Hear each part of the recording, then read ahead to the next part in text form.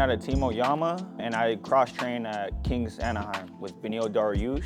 And the guys I train with at Oyama, I train with a UFC fighter named Fernando Padilla, guys like that. Alex Perez is over there. Honestly, I'm a simpleton. Like, I like to be comfortable. I like to wear joggers, sweats, you know, hoodies, long sleeves or t-shirts. I'm a simple person. I'm not really like a hype beast or anything. Every now and then I wear Jordans, or on a special occasion I wear Jordans and jeans, and yeah, I'm just a simple dude. I don't really be flashy like that. First of all, like my grandpa, he always told me to do Taekwondo.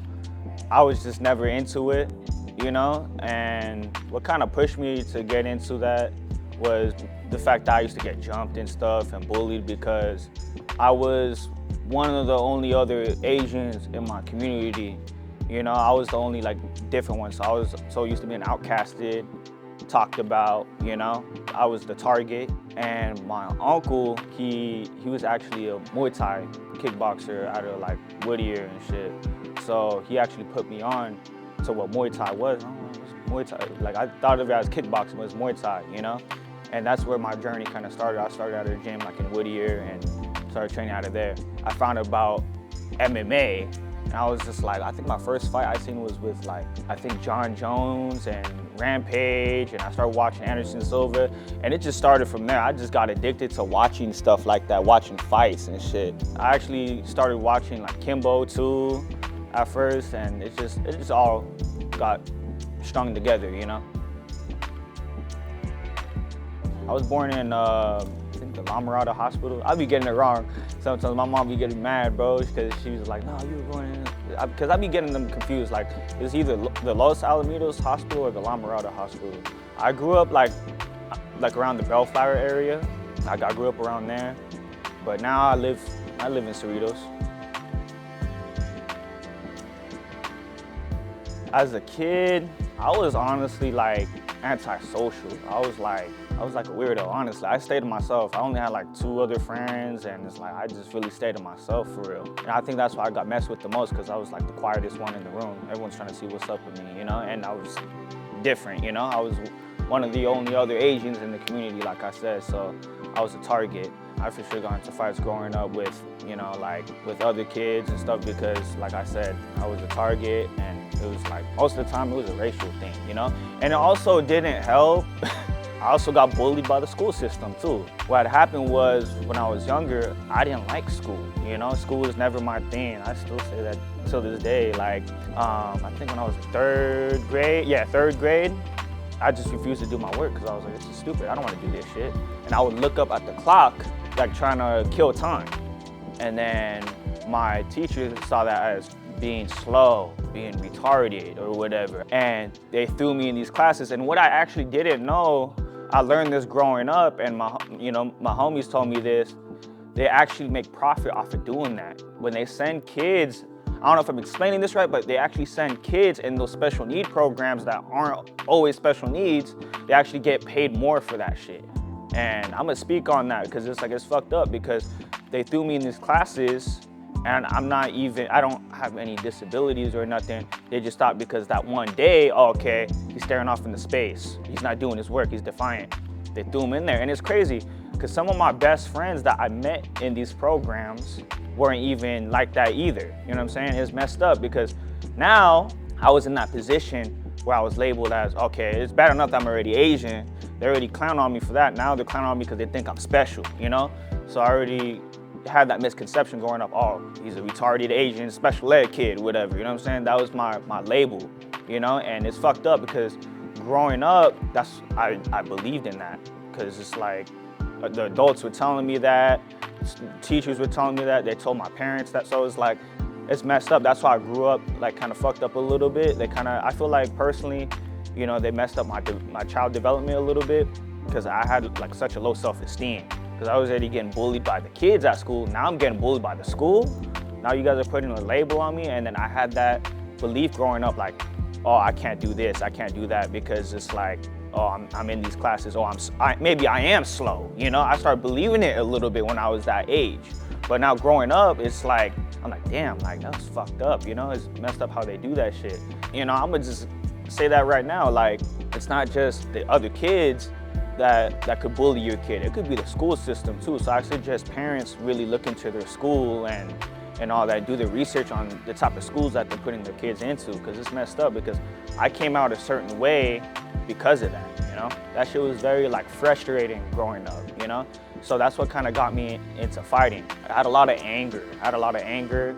And it feels good that I found fighting. That's why I thank God. I thank my family, you know, because they supported that, you know, they put money into that. You know, I ain't self-made. I'm not afraid to say I'm not self-made. You hear a lot of people saying like, oh, I got it on my own. Like, nah, bro, someone must have taught you that. You picked that up from somewhere, you know? You picked that up from somewhere. You didn't just get that out the mud, you know? A lot of people like to use that motto too. I got it out the mud. You hear that misconception a lot, but it's like, bro, somebody gave you those clothes when you were 5 years old. It's like, bro, you didn't just get left in the street and you just grew up and you're just like, oh, I made it out the jungle and shit. Like, nah, bro, someone helped you, bro, along the way, you know? And that's one thing I want to do as I keep going up in life or fighting. Like, I'm always gonna commemorate the people that brought me up. I'm never gonna forget my roots, you know? My mentality is when I get in there, I'm willing to live by the sword and die by it, you know? I'm willing to live and die by mine. That's why I got that Bible verse tatted on my chest, because it's like, honestly, that's just the way I live life overall, not just the way I fight, you know? Like, once I'm all in, I'm all in. You know, we doing this shit. I'll live for this shit, I'll die for this shit. I'm a fighter, you know, through and through. And I feel like God truly, I know that this is, you know, overused, you know, motto, but I truly feel like God put me on this earth. This is my niche, you know? This is what I do. This is who I am, this is my identity. I never had any amateur MMA fights, but I did have an amateur kickboxing fight when I was like 14. And it's funny because my first amateur kickboxing fight, it was supposed to be like point style and shit, you know? And me and my coach that I grew up with, Bablu Sabral, like, we thought it was stupid. We're like, come on, man, you know? But it's whatever, okay, we'll abide by the rules, whatever. And then next thing you know, this dude hits me with the hard body kick. And I'm like, oh, hell nah. So I hit him with the 3-piece, I boom, boom. I hit him with the body first, and I hit him with the left hook, and then the head kick. You know that fight with Cowboy Cerrone and Rick Story, where he hits that 3-piece?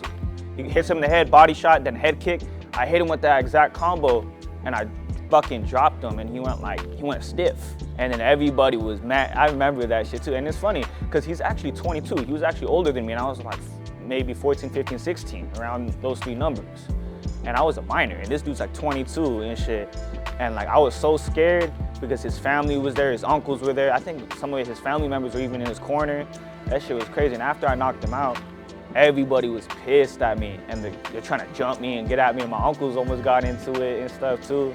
But little do they know, they're over here trying to jump like a high schooler. You know, I was like barely about to be a freshman at the time, yeah. No, they didn't really care. Yeah, the point kickboxing people didn't really care. They matched me up with someone older, bro.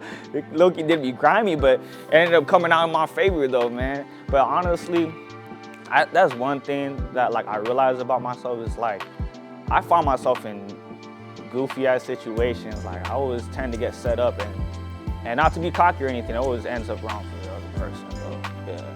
I probably said that was definitely one of the situations right there. I got set up like that. Like, they set me up with somebody like taller than me, older than me, low-key bigger than me. Situations like that, I'm used to, because I'm used to being jumped. I got used to being jumped when I was like 8 years old. You know what I'm saying? So it's like, that's why when I see certain things now, I see certain people move a certain way. That's why I'm glad I've been through those experiences, so I don't have to experience it as a man or an adult. You know, that's why when certain people are like nice out of nowhere and they're just trying to kick it, I'm like, I see the signs, you know? I see the signs. I'm sure you know the signs too, so I see the signs. I know what to stay away from now. You know, I'm glad I've been through those situations, so I don't have to go through it later. I know what to look for. I know what to teach my kids and my little cousins and, you know, the youngins down the line, yeah. My boy, shout out to Backyard Squabbles, by the way. My boy Steven Yamashita, he was supposed to fight. He fought like this gang member dude or whatever. He ended up losing, and then afterwards we still wanted to watch the fights because I was like, this is dope, bro. Like I think we were in like Inglewood or something. So it was like the middle of the hood, you know? So after my boy lost, after he fought whatever, we decided to watch the fights.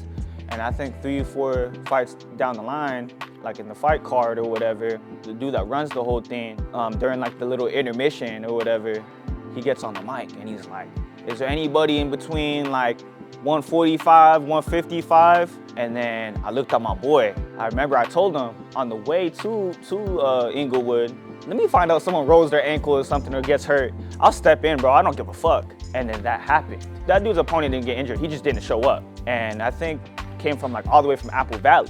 So I'm like, oh, I know he wants to fight. He's around the same size as me. Oh, I got reach over him too. So I'm like, you know, I could take this fool. So I was like, hey, I'm down. And then everybody's like looking in the crowd like, what the fuck? They're like, what? Like, what? The coach wants to hop up? Like, what? The coach wants to hop up? Because I cornered my boy. So they're like, what? The coach wants to hop up? And I was like, yeah, I'm down. I'm like, I'm around that size, let's do it. And it's crazy because it's like, I wasn't expected to fight. You know what I'm saying? So I was just in regular like fucking clothes. I was like in cargo shorts and a hoodie, and I had to borrow the homie's MMA gloves. I had to borrow his cup. I had no mouthpiece and I barely had any time to warm up. And I was like, fuck yeah, I'm down, whatever. I was so down because it's like, around that time, it was actually like around the times when everything was locked down. COVID was a thing, everybody was scared of that shit. So all I wanted to do was to fight. This dude was actually a fighter too. I think he might've been an amateur as well. So he had some experience because he lit me up as well. Like after I dropped him in the first round, I'm not gonna lie, I gassed out trying to finish him. But he was such a tough dude. He ended up coming back and we ended up scrambling, getting to our feet, and it just ended up being a 3-round war. It just ended up being fucking chaos. Like I'm bleeding out of my mouth because I don't have a mouth guard. He split me open with the overhand right or a hook or something. I'm over here kicking out his legs, kicking him in the head. He's not giving up either, bro. We're hitting each other with devastating shots, you know? And I'll even send you the video too. You're gonna be like, damn, shit's crazy. And we doing all this in the backyard fight for YouTube views. We don't even get paid for it. We're just doing it just for the love of the sport, man. I'll never take that day back. I feel like that was one of the like highlights of my life. That was the stamp of my fight career for real. I had my little like, you know, Jorge Masvidal moment. After that experience in backyard squabbles, I was just like, this is who I am, you know? Like I missed this shit. I need to start dedicating my time full time to this shit, and I'm gonna see what's up.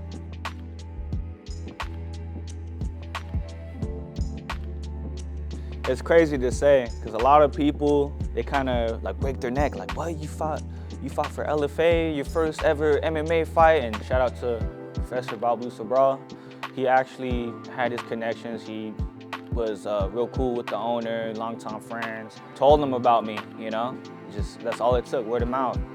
And then I was in there. I deal with a lot of criticism, but it was out of love though. A lot of people said this out of love and they're just trying to watch out for me. No, man, I think you should get some amateur fights in. And granted, you know, I look back at it now, it was kind of dumb. I should have had at least like 3 or 4 amateur fights and then did my thing in the pro scene. But my mentality was like, I just believed in so much in what my professor told me that I grew up with, you know, like I trust in your ability. I grew up with him and I've been training with him since I was a kid. And he was like, son, you're made for this, you know? You got in there with killers, you know? Like you sparred with killers, like top UFC guys, you know? Like you held your own against these guys. I think you're at that level. Like I feel like once you fully commit your life to it and dedicate 100 and 1,000% to your time to this, none of that shit's gonna matter, you know? And I'd rather you get fucked up getting paid for it and trying than you getting burnt out in the amateurs, because that's what happens with some people. That's what I noticed. Some guys are real good amateurs and they should have been pros, but they get burnt out early because they had too much amateur fights. So he made that good point, and I also heard like a good half from another set of people that, oh man, you need to take your time, take some amateur fights. I trusted in what Bob Blue had to say, and I was just like, you know what, I've been rocking with you since I was a kid. And you raised me to be this, you know, and this is who I want to be. I made that leap of faith and I hopped in there, had my first pro MMA fight in LFA, and it didn't go my way, but honestly, I still feel like I proved my point. I did kind of give in at first to like what people were saying. And I learned after that fight, never again. I'm not gonna give in to what people are saying, you know, even if they don't believe me or whatever. I used to think to myself like, damn, like maybe they're right. I should have taken an amateur fight. I don't belong here. But what shuts all that out is that I picked myself up from that loss. And me being a pro at a young age and early in my life, I feel like that was a blessing because that actually forced me to be 10 times, 20 times better than what I once was when I first stepped in there.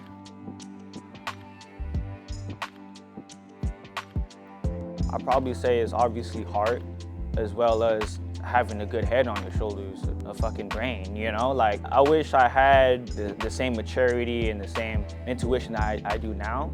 Because before, when I first got into this, I'm just all heart and brawn, you know? But now, like, I'm glad I finally have the right people around me to show me that, like, there's a certain way you gotta move, you know? It's chess, not checkers. You gotta play your cards right, you know?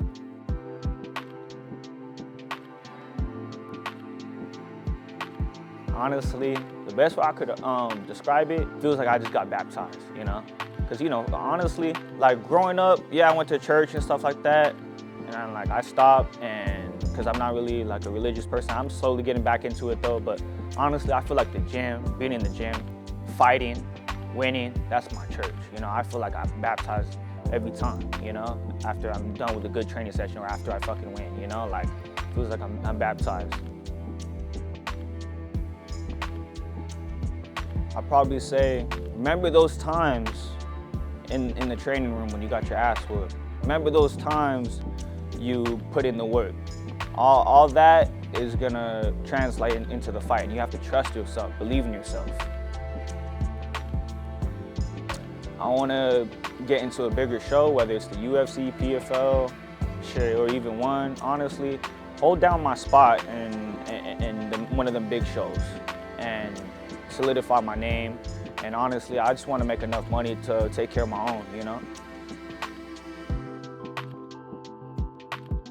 Stop chasing these females, let go of the petty stuff, let go of that anger, let go of the stuff that may be fun or lit or whatever. Being turned up and all that, you leave that in the streets. It'll always be there, you know? I just wish I told myself to commit ahead of time, you know? I probably would have been a 10 times better fighter than I am today, but hey, it is what it is. Things happen for a reason. Let's go.